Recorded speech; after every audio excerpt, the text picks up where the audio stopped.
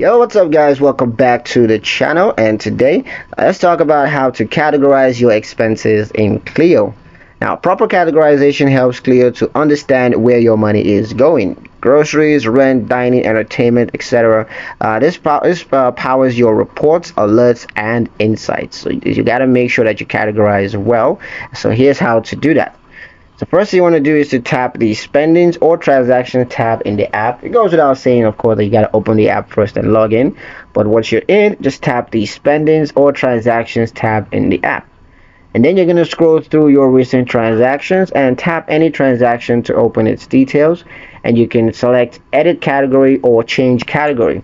Now just choose from Cleo's category list. They've got a couple of lists already preset. Rent, shopping, travel, subscriptions, and whatnot.